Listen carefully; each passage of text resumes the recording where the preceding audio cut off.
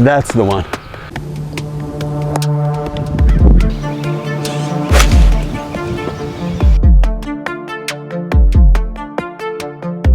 Thanks for watching.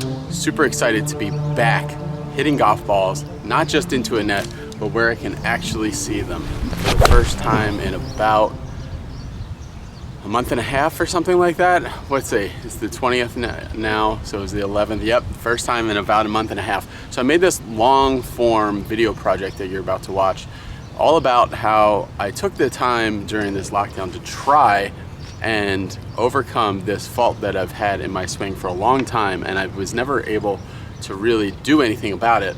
First of all, I didn't think it was that important. Second of all, it was like putting a lot of effort into it didn't really make it any better or change it anyway. But during this time in the lockdown, I thought it was going to be a good opportunity to really work on a motor program thing. We'll go start back the day that the exact day that California was totally locked down with golf courses and everything was the last day that I played golf with Meichtry. Now Eric is like a really, really good player. He made like 7 birdies that day.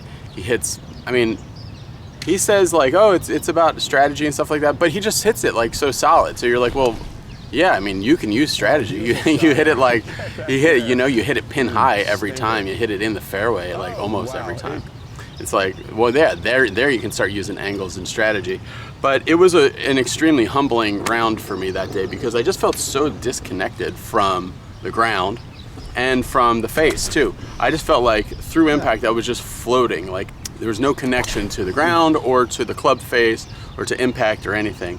And before all this had started, I had been doing a lot of like real work, regular work, and I have not been working that much on my swing. So I saw this as an opportunity to really get after my swing. Although in that video that I did with Eric on the 18th hole, there was a glimmer of hope. I hit a great drive and a great second shot, and I had a birdie look inside at like 12 feet, something like that. And there, Eric and I were talking about it, and I had been thinking about it for a while. The real problem was my level change, and we're gonna get into this, and it might be something to check out with your own swing, but like with me, it's extreme. So during this lockdown time, this has been since all golf instructors basically for a period of time were totally unable to do what they do. It has been the greatest download of golf information in history as far as exchange of ideas, things like that. Like there have been so many different Facebook live videos, Instagram live videos, things like that, where with other golf instructors talking to each other. And I've seen, I don't know if most of them, but I've seen a lot of them. And on Instagram, on Facebook, on not YouTube really so much. Like YouTube, I think they blew it because if they still had Google Hangouts as like a way to do a live video, it'd be way better. But Zoom as well. It started off as like a really great camaraderie where like everybody was saying like, in 2010, 2007, people were really into systems, and now it's like, what works for you? Well, it was a real like kumbaya kind of thing. And as this has extended longer and longer, they're starting to get to some sticking points and things are getting like a little testy. But during that, like I got to ask Lanny Wadkins a question.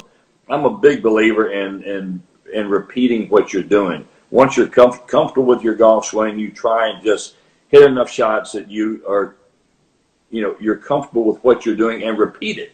James O a question. I got to ask Chuck Evans and Brandon Cooper a question. So if you feel it on the trigger finger in transition, but don't sustain it to impact, well, that means you're losing this angle of your trail wrist and you're pushing it this way. There's been like a lot of really good information out there, and in this I was really asking a lot of stuff about how I could fix my problem. Well, now I'm straight up and down, so I've got to have lead side bend. And so the trick is getting to blend all of that together, and that's how you get your head to stay steady. After talking to a lot of pros and really looking at my own game, I decided that raising up in the backswing is like a nearly fatal flaw for my golf swing. And looking at it, I had a guy, a really nice guy from Golf Your Way system called Tom.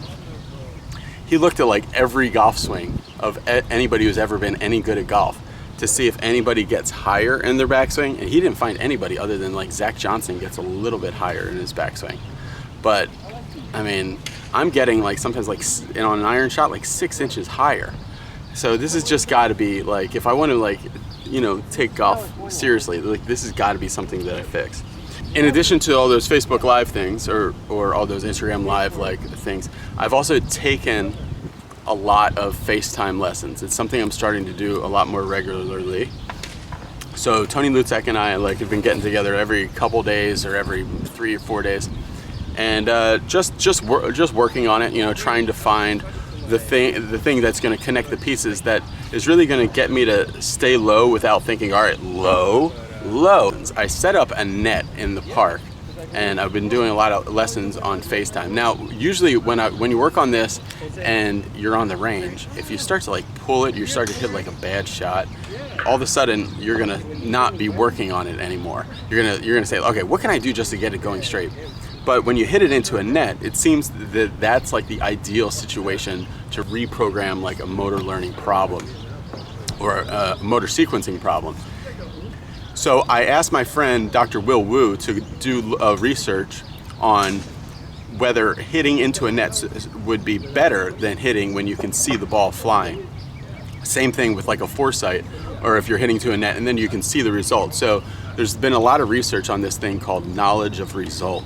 So when you're doing certain training and you have knowledge of the result, it can actually impede your learning because you don't do what you're working on, and you start just like, you have the knowledge of the result and you start just working on that. Now the closer you get to having it locked in and the closer you get to like competition, you want to use knowledge of result like all the time.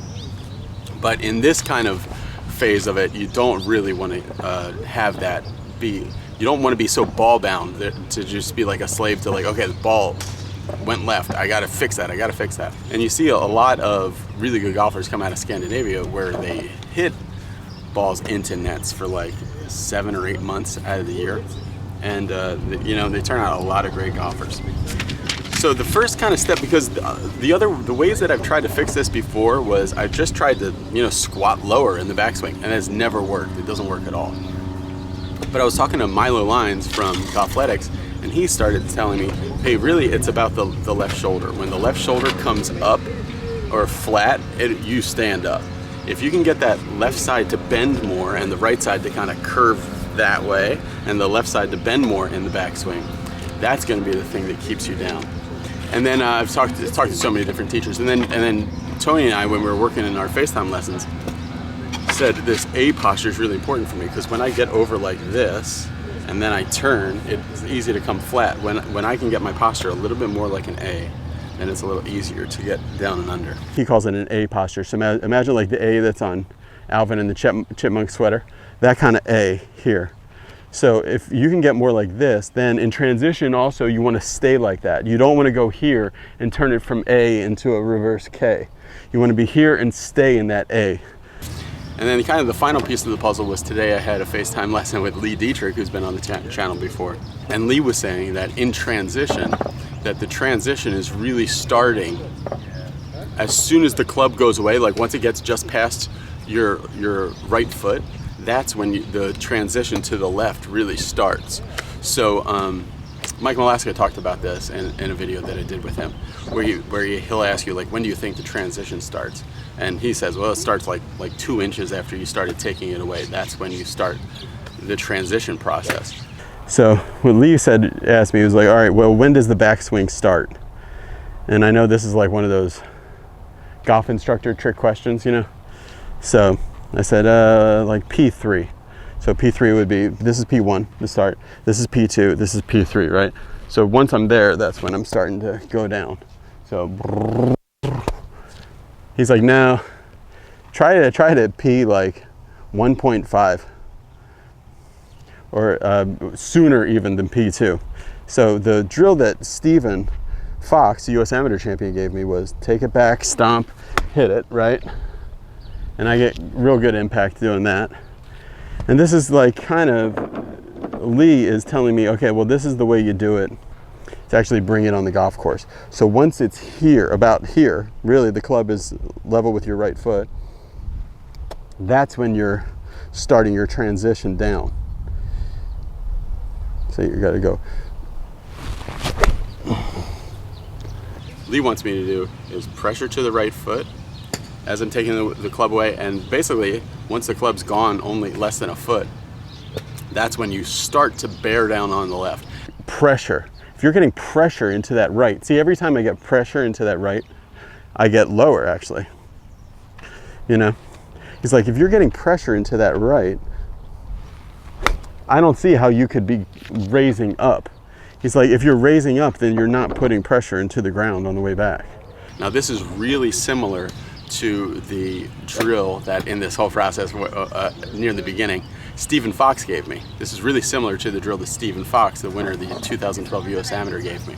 And Stephen was having me step to the right, and as soon as I got to the club to about knee high, then he wanted me to pick my left foot up off the ground and stomp it, and then hit shots that way.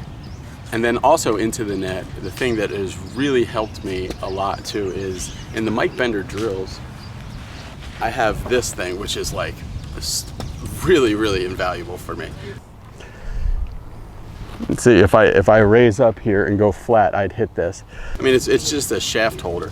But as you can see in the videos, I use this to just stay under that. You can make it any configuration you want, but this specific drill is, I match my shoulders with the shafts, and then if I come up and flat, I'll hit it. So it's really using some feedback to really get a sense of what you're doing.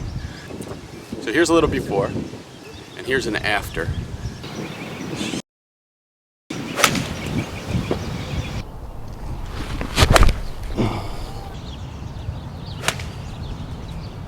And now the process, because I can get a before and after like that. If you guys have watched the channel, like I can go to a golf lesson and in 10 minutes I'll have an amazing before and after.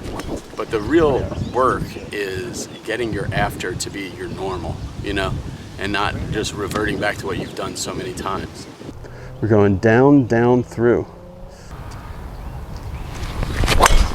That's the one. Now that, I mean, it probably, I'm sure it didn't look like it, but to me, that felt the way that Tiger Woods' 2019 swing looked. When he's here, he goes lower, lower, and then he busts through it and he stands right up on it. You know, he doesn't hang out down there at impact for any longer than he has to. He's boom, and he's watching it. And to me, that really helps that right side get through. If I go, yeah, that's really good. Yeah, just put that out of the range too. That's really good. So I want to thank all the different golf instructors and players that have helped me during this journey, and I'm going to keep at it. So just stay tuned. I'm going to make this part of what I'm working on series, where I really try to make this solid. I still haven't played yet. I'm just on the range right now. Like, you need to book online, and you can't like go into the pro shop or anything. You just kind of book online and show them your ticket. So once things get more opened up, it'll be easier to get on and play. But let me know how you guys are doing, what you're working on during this time, and what you're looking forward to. See you later. Bye.